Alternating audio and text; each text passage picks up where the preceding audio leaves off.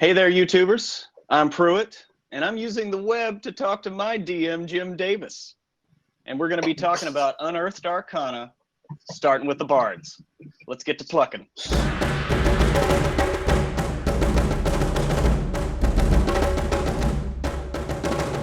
Hey man, how's it going? It's going great. So, I guess first we should talk about this new format. Which is we've had some people asking about it. Yeah, there's been quite a few people asking about what's going on.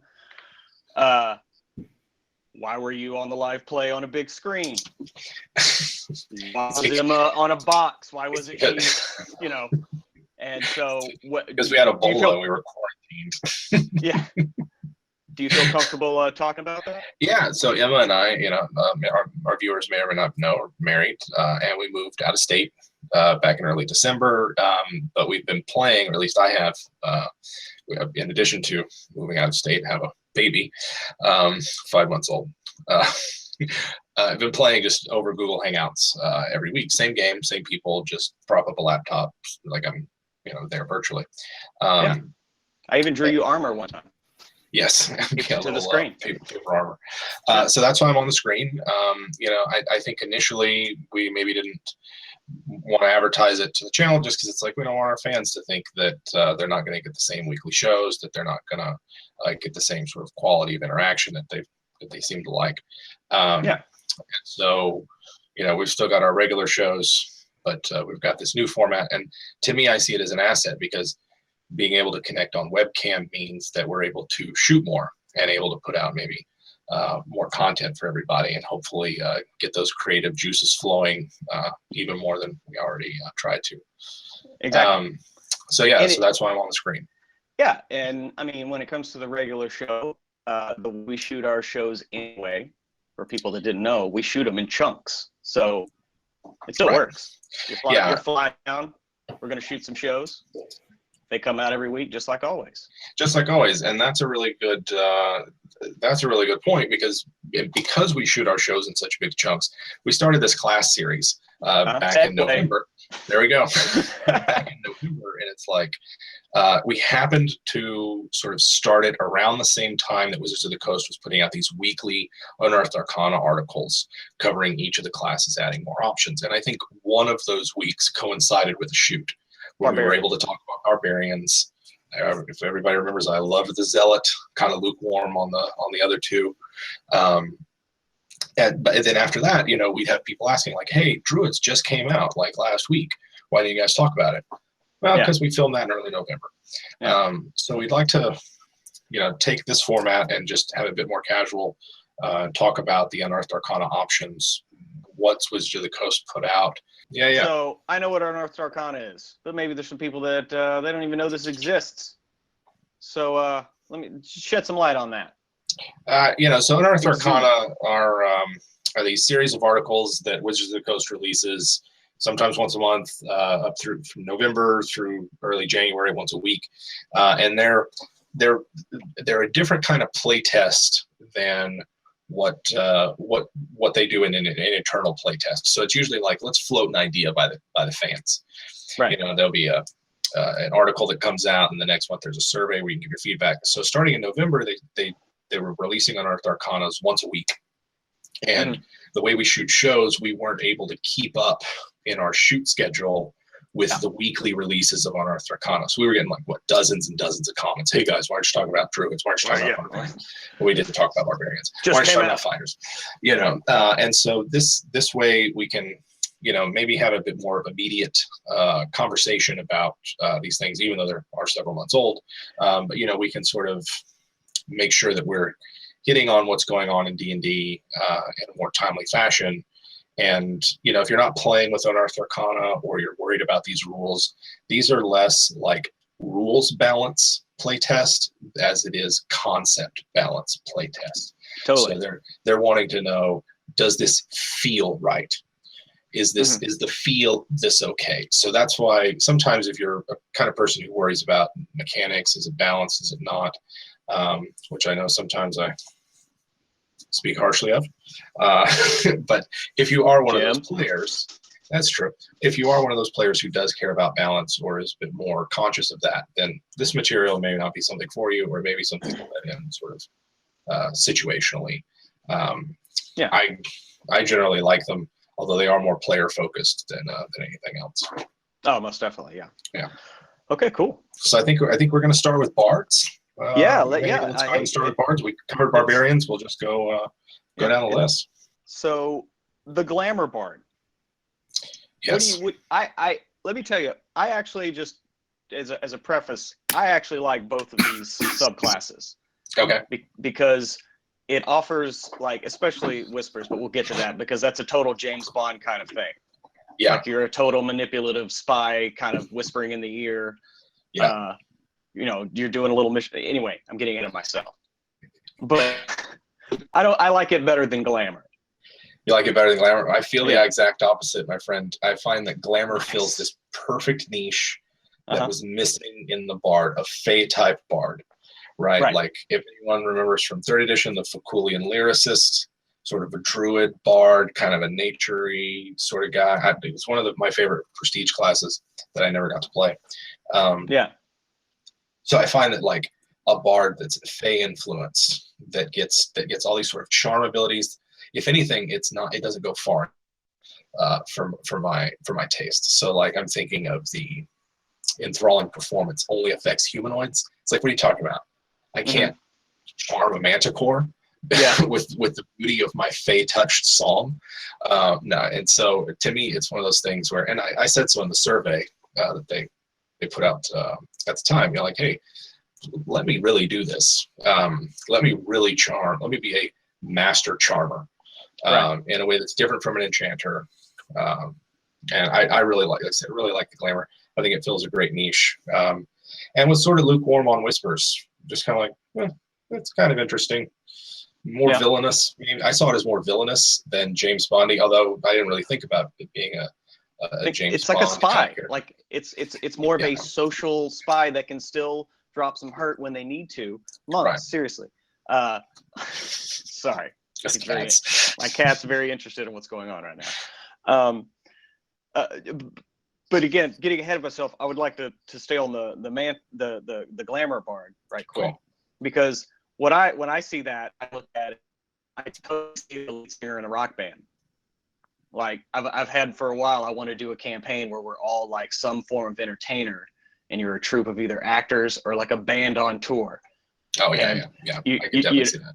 You're a band, and everybody, at least, you take a background that gives you musical instruments, so somebody's over there playing the drums, but you need one person to be the person up front, and that's the glamour bard. You're basically Dazzler, the face man. I mean, that's true. They are the sort of the ultimate front man. I really like I just like the abilities of the glamour bard. I like that you could get a bonus action temp HP. That's sort of comparable to the aid spell or the inspiring leader feat. Exactly, and the bonus to be able to use the reaction to move back together close. You're getting the band back together. Right. Getting the band back together. Really, it's right there. It's writing itself, right? And the synergy between the Mantle of Majesty and the enthralling performance. I mean, you got them charmed, and then you're like, hey, drop that stuff. Drop that stuff. Bonus action command. Yeah, I really like it, and I see it playing more towards the social and exploration pillars of the game than the combat pillar, which is perfectly fine with me. This is a support bard, right?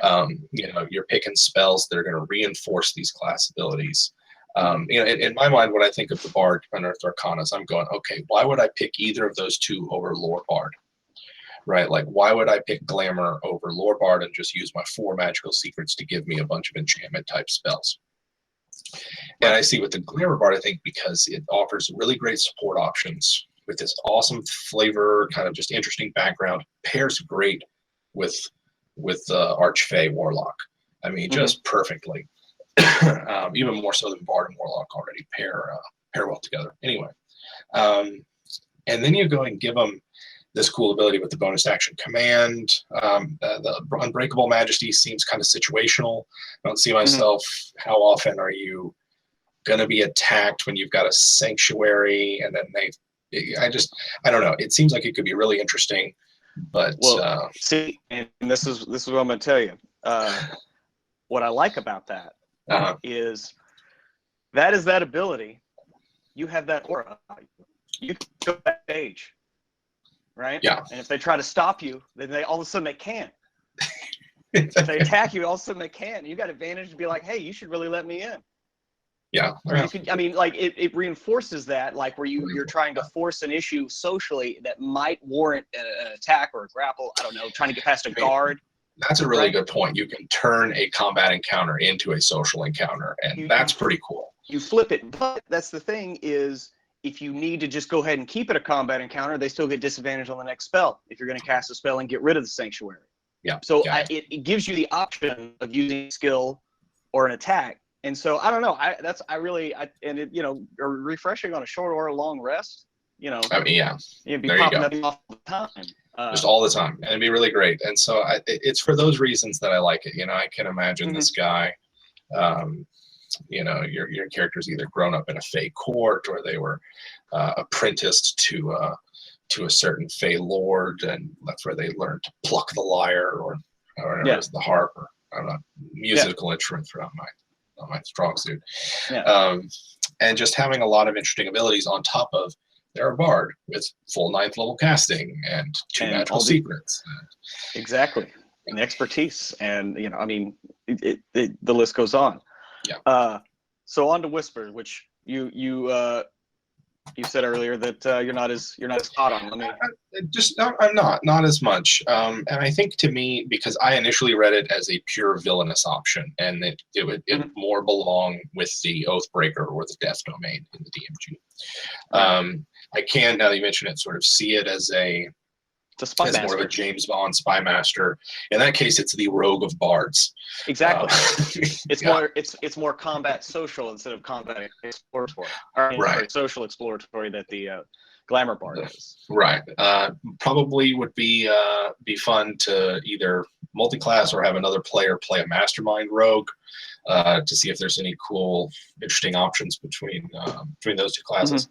I do like their I've killed you and I'm going to steal your shadow and your identity and your mind. That's a really cool way to infiltrate that. At 6th level. Yeah, at 6th level, I can see a lot of fun with that. Exactly. You do some Mission Impossible shit, man. Yeah.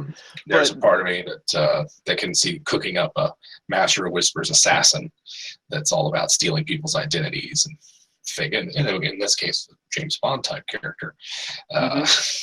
So I don't know. It's not that if I was going to grade the two of them, one of them's an A, the other's an A minus. It's not it's only worse in comparison to the glamour. And then they get like an 8-hour charm with no concentration. Yeah, I mean, I was going to say that's. I mean, it's pretty wicked. Yeah. Where you have a guy doing your bidding because he thinks you're going to divulge, you're going to tell everybody about his sex tape. Right. But no, we got to keep it under wraps. Right. And the other thing about it, along with the glamour, is the abilities that charm people have no drawback. Have no drawbacks. If they pass, then they don't even know you were doing it. They don't even know. And I feel like that's what the enchanter with the usual channels of, this guy's trying to mess with my mind. And here we have 2 bardic options that are like, yeah, no one's going to catch you. Exactly. Because you're hiding it in the subtlety of your, weaving of words or song. Yeah.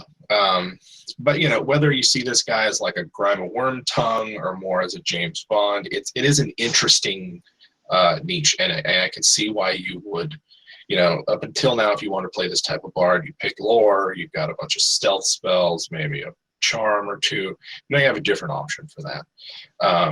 So I'm really, overall, with the Unearthed Arcana articles, since they released them for the classes, I've been less than enthusiastic. Usually there's an initial like, oh, sweet, it's the beginning of the week. Let's check out what they've got. And after about an hour or 2 of reading them, I'm like, really? This was it? Yeah. The Bard, I like both of these options. I don't think they're perfect. I think that I really do think that enthralling performance should work on any creatures, maybe not aberrations and constructs. but any creatures. I want to be able to enthrall a dragon with my performance. I want to be able to halt an orc horde, not just like 5 of them, but like all of them.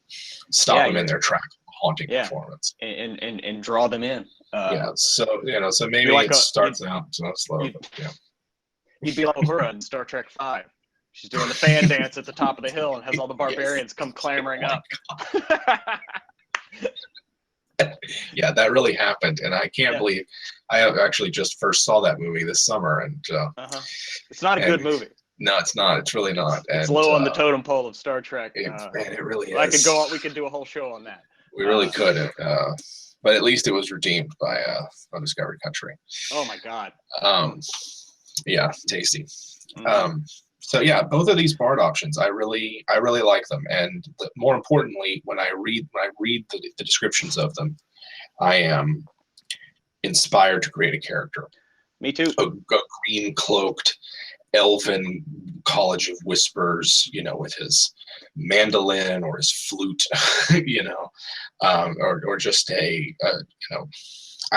for me, that's what immediately came to my mind, or a half elf or something like that. College of Whispers, I'd try a little bit harder. Like I said, my first thought was like villainous, but I do think that there's something really cool there in that way to approach a problem of infiltration and information gathering than a rogue offers you, or even just a standard lore bard. So both of these really fun, really cool options. Most definitely. We should run like a one shot or a short series of adventures where everybody plays like a different college of bard. That'd be really fun. And we do the band, and you got the Whispers guy gathering the secrets, and you got the fighter guy being the bouncer, and you got the lore guy being the herald, and then the glamour bard performing. Well, you could set it in like a planar battle of the bands type scenario, like the Lord of Song and Dance has gotten everybody together, and you're having to deal with, Daft Punk style Modron DJ, and you know what I mean? I am D&D. Yeah. Oh my God. That kind of thing. So I could. That sounds like an awesome adventure. Yeah. We should definitely do that. And then you got to survive the after party. Oh my God. So yeah, both of these, and with these two, I'm not seeing any major omissions to the BARD. The lore and valor really cover a lot of archetypes. They cover a lot of concepts. Only thing that was really missing was something fey. I can see like a holy, like a divine bard being interesting. There's probably some design space there, or some conceptual space there that they could flesh out. But no, I think these two were some of the better options offered in the recent Unearthed Arcana articles. Yeah, most definitely. I agree. So anyway, that was a fun show. Very fun show. Everybody needs to know, hey, this is Sunday. It's new. It's extra. We want to give more. You want more. They want more, right, Jim? Despite my bewilderment and confusion, yes, they do want more. Jim, they just love you for your beard, though.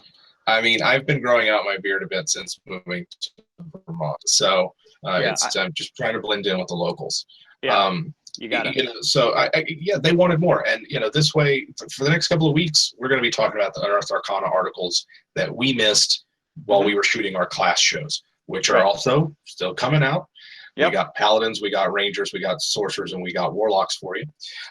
So the regular shows are still coming out, but we're also going to add a Sunday night show or a Sunday show. Not sure what time of day it'll come out, but so that you get a second fix of D&D, web DM, and maybe eventually we're able to start commenting on the previous week's shows, offering our takes. Like, we don't know what's going to be on the Sunday show because we want it to be a bit more spontaneous.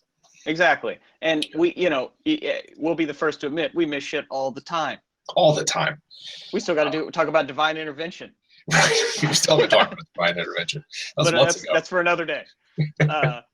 But yeah, we miss stuff sometimes, and it'd be great to do a quick pickup. Be like, hey, So we hope that you join us on Sundays. End your week with a dose of D&D, and then get your second fix in the middle of the week.